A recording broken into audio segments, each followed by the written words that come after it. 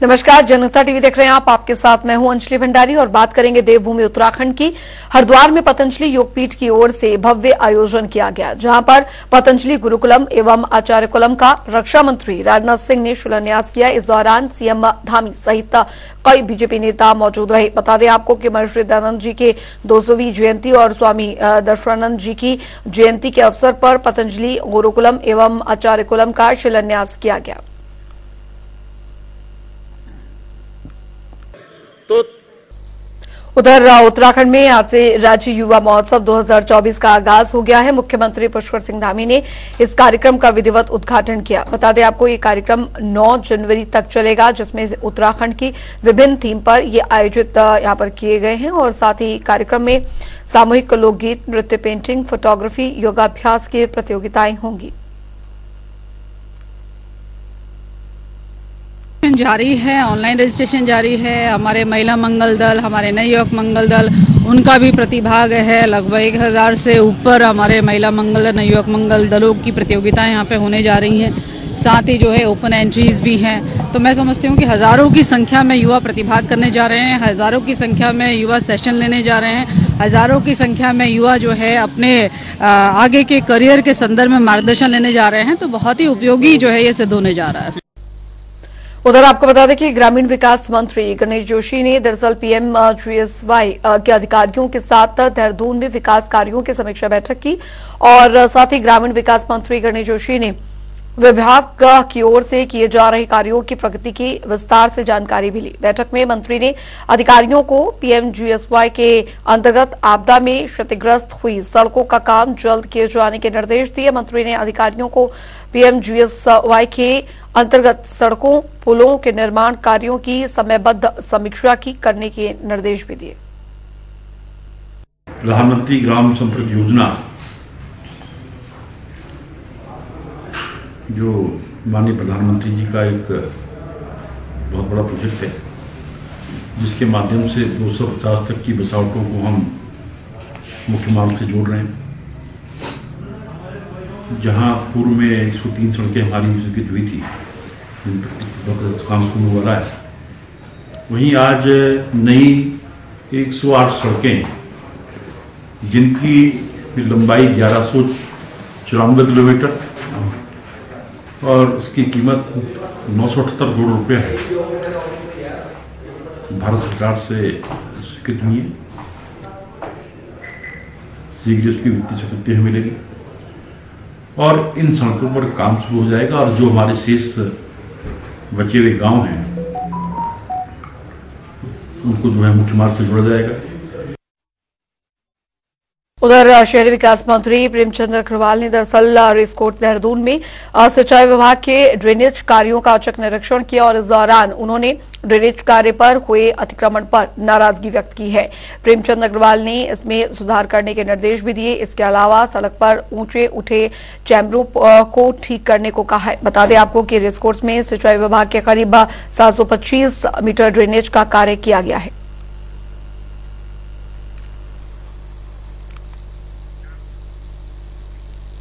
उधर कैबिनेट मंत्री सतपाल महाराज ने दरअसल कैंप कार्यालय के साथ लगने वाली दीवार पर लेखन की शुरुआत की। इस अवसर पर कैबिनेट मंत्री के साथ भाजपा के सैकड़ों कार्यकर्ता मौजूद थे। बता दें आपको कि लोकसभा चुनाव को देखते हुए भाजपा के कार्यकर्ताओं में उत्साह भी देखने को मिल रहा था, जहां पर एक तरफ कार्यकर्ता सतपाल महाराज जिंदाबाद के नारे लगा रहे थे, तो वहीं अब की बार मोदी सरकार 400 पर के नारे जो है वो यहां पर लगाए जा रहे थे। कैबिनेट मंत्री ने दीवार पर अपने हाथों से कमल फूल के अंदर रंग भरा और तीसरी बार भी कमल खिलाने की बात कही।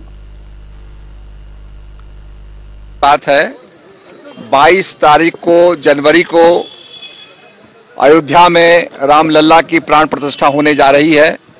हमको भी वहां पर आगमन का निमंत्रण मिला है और ये हम सबके लिए बहुत प्रसन्नता की बात है। मैं आज याद करना चाहूँगा निहंग बाबा फकीर सिंह खालसा को, जिन्होंने 1858 के अंदर वहां पर भगवान राम की चौकी बनाई और पूरे परिसर के अंदर राम राम लिख दिया। 2 साल तक फकीर सिंह जी वहां पर पहरेदार रहे, चौकीदारी की और ये न्यायालय के अंदर ये बात आई भी थी। तो मैं उन निहंगों को यहाँ से प्रणाम करना चाहता हूँ और निश्चित रूप में उनका बलिदान आज साकार हो रहा है। इसमें 500 साल की लड़ाई जो है आज निश्चित रूप में हमें विजय पाई है। पूरी दुनिया के अंदर लोग अचंभित हैं और बड़े प्रसन्न हैं कि भगवान राम का यहाँ पर विशाल मंदिर बनके तैयार हो रहा है। ये पूरे भारतवर्ष के लिए गौरव की बात है, यहाँ के रहने वालों के लिए गौरव की बात है।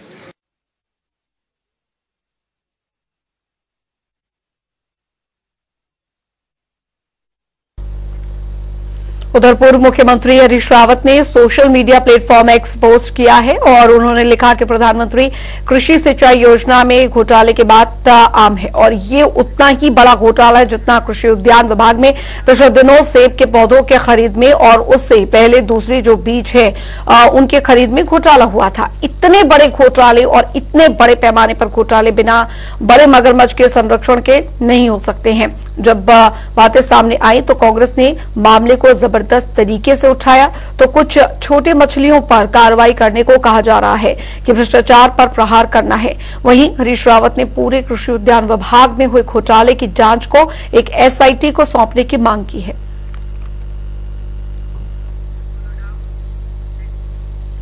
उधर अयोध्या में 22 जनवरी को राम मंदिर की प्राण प्रतिष्ठा होनी है, जिसको लेकर सिर्फ अयोध्या ही नहीं बल्कि देश भर में तैयारी की जा रही है। बता दें कि 22 जनवरी को जहां राम मंदिर की प्राण प्रतिष्ठा होगी वहीं देश के मंदिरों में भी पूजा अर्चना के साथ दीप उत्सव मनाया जाएगा।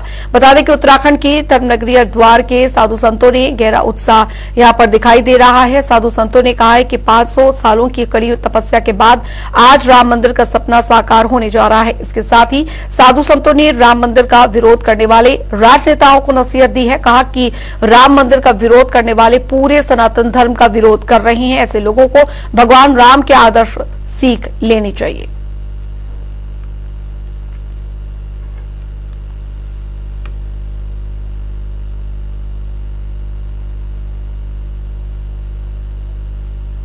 जो भी संत उसमें शामिल होंगे उनको मैं प्रणाम करता हूं, लेकिन जो संत उसमें शामिल नहीं हो पा रहे हैं किसी कारणवश अगले दिन या उसके अगले दिन जब चाहे वो अयोध्या जा सकते हैं, तो वो अपने अपने आश्रम मठ मंदिरों में भगवान श्री राम का जिस प्रकार दीपावली का पर्व हम मनाते हैं, ये उनका एक ऐसा पर्व आ रहा है जो भूतों ने भविष्य थी। क्योंकि ये घटना इतिहास में एक ही बार घट रही है, दोबारा नहीं घटेगी। अब जो 500 साल से हम जिस भगवान रामलला के दर्शन के लिए लालायित थे, वो सपना आज पूरे हिंदुस्तान के सनातनियों का पूरे होने जा रहा है। राम हमारे हृदय में रहते हैं, हम राम जी के उपासक हैं। जो लोग इसका विरोध करते हैं वो सनातन धर्म का विरोध कर रहे हैं, लेकिन हिंदुस्तान तो सनातनियों का है कि हरिद्वार से संतों का एक डेलीगेशन राम मंदिर बनने से पहले भी और राम मंदिर बनने के बाद भी वह जाना चाहिए और हम लोग जाएंगे। सब लोगों को बहुत ही हर्ष और आनंद है कि हम सब लोग अपनी उन आंखों से भगवान राम का भव्य मंदिर बनता हुआ देख रहे हैं और प्राण प्रतिष्ठा भी उसके भी हम सब लोग साक्षी बनने जा रहे हैं। देखिए, जो लोग कटाक्ष करते थे और सनातन धर्म पर अनेकों प्रकार की टीका टिप्पणियां कर रहे हैं, उन लोगों को बताना चाहता हूं, ये वही लोग हैं जिन्होंने भगवान राम के पैदा होने का प्रमाण मांगा था। इन लोगों ने भगवान राम के लिए उस मुकदमे को हराने के लिए एक वकीलों की फौज खड़ी की। आज ये लोगों को भगवान राम सद्बुद्धि दे।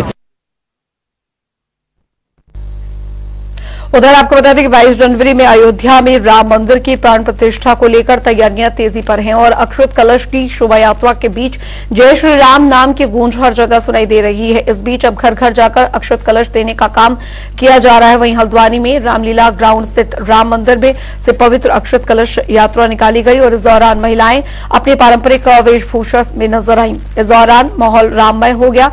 जैसे जैसे पवित्र अक्षत कलश यात्रा शहर के बीच आगे बढ़ती गई, वैसे वैसे राम भक्त अक्षत कलश यात्रा में शामिल होते चले गए। वहीं आपको बता दें कि जैसे जैसे लोकसभा चुनाव नजदीक आ रहे हैं, सभी राजनीतिक विपक्षी पार्टियां अपने अपने स्तर पर धरना प्रदर्शन भी कर रही हैं। बता दें कि उधम सिंह नगर में आज आम आदमी पार्टी के जिलाध्यक्ष सुभाष व्यापारी के नेतृत्व में प्रदर्शन किया गया और इस दौरान उन्होंने प्रदेश की चरबराई हुई स्वास्थ्य व्यवस्था पर और डबल इंजन की सरकार को उनकी खामियों पर सवाल उठाए।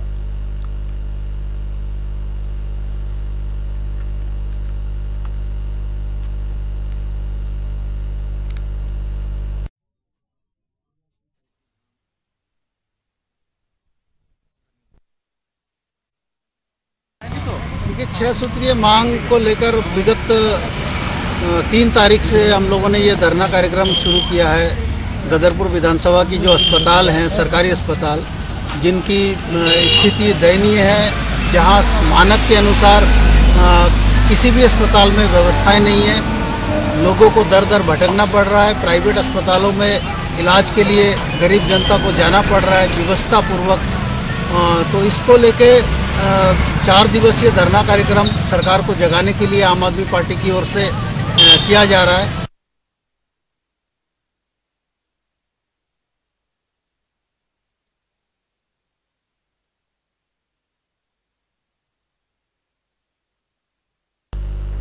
उधर प्रदेश के पूर्व मुख्यमंत्री स्वर्गीय पंडित नारायण दत्त तिवारी ने अपने कार्यकाल के दौरान रामनगर में कोसी बैराज से भरतपुरी पंपापुरी होते हुए आमरड्डा तक कोसी नदी पर तटबंध 2 लेन बाईपास निर्माण कार्य की घोषणा की थी। ये बाईपास लगभग 3.5 किलोमीटर का बनना था, लेकिन मुख्यमंत्री की घोषणा के बाद भी आज तक इस बाईपास का निर्माण नहीं।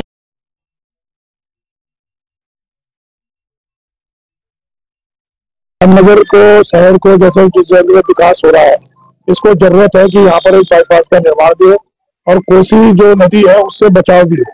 तो इसके लिए समय समय पर लोगों ने सरकार पर दबाव बनाया। तिवारी जी की सरकार है, उसके बाद लगातार इस पे बात हुई कि जो यहाँ पर कोसी नदी से कटाव हो रहा है उसको तटबंध बनाया जाए, तटबंध के साथ बाईपास भी बनाया जाए।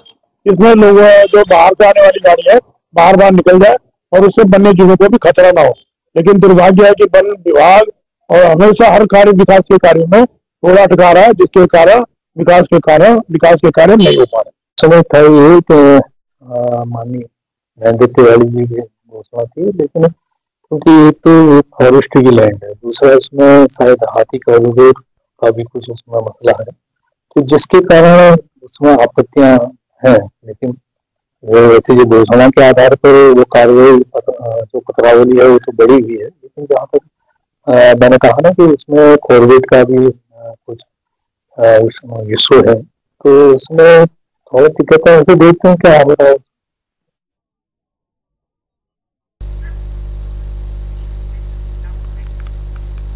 बढ़ेंगे आगे। उधर आपको बता दें कि देहरादून नगर निगम से एक बड़ा घोटाला दरअसल सामने आया है। बता दें आपको कि नगर निगम में स्वच्छता समितियों में किए गए सफाई कर्मचारियों के वेतन में फर्जीवाड़े पर पार्षदों के साथ साथ अधिकारियों और सुपरवाइजरों पर भी सवाल खड़े होते हुए नजर आ रहे हैं। आपको बता दें 5 सालों तक नगर निगम के वित्त नियंत्रक ने सफाई कर्मियों का वेतन स्वच्छता समितियों के खाते में जारी किया जाता रहा, लेकिन कभी भी सफाई कर्मियों का जो भौतिक सत्यापन नहीं किया गया। वहीं कर्मचारियों के कागजों में कोई और तो मौके पर कोई और व्यक्ति दिखाई दिया, जिसका खुलासा होने पर पार्षद अधिकारी और सुपरवाइजरों पर भी सवाल खड़े हो रहे हैं। हमारे नगर स्वास्थ्य अधिकारी से इसमें रिपोर्ट ली जा रही है, उनके द्वारा सर्वे का काम कराया जा रहा है। यद्यपि मेरे संज्ञान में भी ये मैटर अखबार से ही आया है कि ये जो भी डेटा प्रस्तुत हुआ है, मुझे अभी आधिकारिक रूप से उनके द्वारा कोई डेटा भी प्राप्त नहीं हुआ है, तो मैंने उनसे आख्या मांगी है इस पर। जैसे ही उनके द्वारा आधिकारिक आख्या मुझे मिलती है तो उसको प्रशासन महोदय का डिस्कस करके नेक्स्ट कोर्स ऑफ एक्शन पे विचार किया जाएगा। मैंने बताया अभी उनके द्वारा कोई आधिकारिक रिपोर्ट मुझे नहीं दी गई है।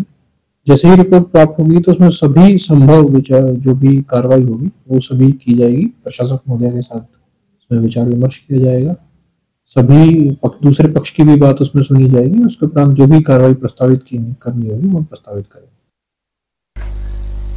उधर उत्तर प्रदेश और उत्तराखंड के बंटवारे के बाद अब उत्तराखंड वक्फ बोर्ड का गठन हुआ। गठन से वर्तमान तक आरटीआई के तहत एक बड़ा खुलासा हुआ है, जिसको लेकर काशीपुर के अधिवक्ता नईमुद्दीन ने आरटीआई के तहत सूचना के अधिकार में वक्फ बोर्ड से सूचना मांगी थी, जिसमें खुलासा करते हुए वक्फ बोर्ड के क्रियाकलाप की जो वार्षिक रिपोर्ट राज्य सरकार की ओर से 20 सालों से विधानसभा के समक्ष नहीं रखी गई है। साल 2003 में राज्य वक्फ बोर्ड गठन से 2023 तक 20 साल में से किसी भी वर्ष की वार्षिक रिपोर्ट बनी ही नहीं, और यह खुलासा आरटीआई कार्यकर्ता नईमुद्दीन को उत्तराखंड वक्फ बोर्ड की ओर से उपलब्ध कराई गई सूचना से हुआ है। उत्तराखंड वक्फ बोर्ड के क्रियाकलाप की जो वार्षिक रिपोर्ट है, जिसकी साल भर में वक्फ बोर्ड ने क्या किया और वक्फ संपत्तियों का क्या हुआ, उसका प्रशासन कैसे हुआ, उसकी रिपोर्ट साल भर में वित्तीय वर्ष जब खत्म होता है तो जो है सरकार को बनानी है। धारा 98 में वक्फ अधिनियम की प्रावधान है और उसे विधानसभा के सामने रखना है। चलिए अब रुक करेंगे 2 मिनट में 10 बड़ी खबरों की और फटाफट अंदाज में। हरिद्वार पहुंचे मुख्यमंत्री पुष्कर सिंह धामी और रक्षा मंत्री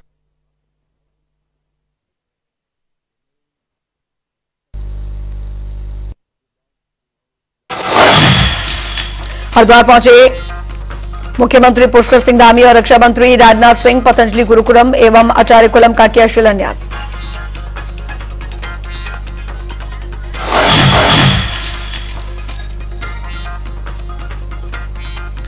शहरी विकास मंत्री प्रेमचंद अग्रवाल ने सिंचाई विभाग के ड्रेनेज कार्यों का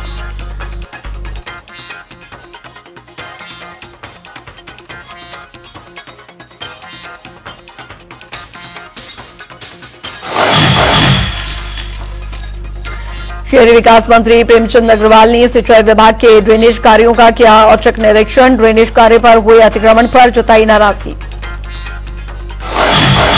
प्राण प्रतिष्ठा का काउंटडाउन शुरू। धर्मनगरी हरिद्वार के साधु संतों में दिख रहा गहरा उत्साह। उत्तराखंड में आज से राज्य युवा महोत्सव 2024 का आगाज। मुख्यमंत्री पुष्कर सिंह धामी ने किया उद्घाटन। सामूहिक लोकगीत, नृत्य, पेंटिंग, फोटोग्राफी, योगाभ्यास की होंगी कई प्रतियोगिताएं। प्रदेश में लगातार दूसरी बार प्रभारी चिकित्सक डॉक्टर प्रदीप पांडे को किया गया सम्मानित। दिनेशपुर अस्पताल कायाकल्प योजना में प्रथम पुरस्कार से किया गया सम्मानित। हरिद्वार में ब्लाइंड मर्डर केस का पुलिस ने किया खुलासा। प्रॉपर्टी के लालच में जीजा ने की थी अपने साली की हत्या। नशे के विरुद्ध उधम सिंह नगर पुलिस की बड़ी कार्रवाई। 2.325 किलोग्राम अवैध चरस के साथ एक अभियुक्त को किया गिरफ्तार। उधम सिंह नगर में ठंड का कहर। जिलाधिकारी उदय राज सिंह ने स्कूलों को बंद करने के दिए निर्देश। ठंड से कांप रहा उत्तराखंड। सुबह का कोहरा बढ़ा रहा लोगों की परेशानी। 6 जिलों में कड़कड़ाती ठंड के बीच कोहरे का अलर्ट जारी।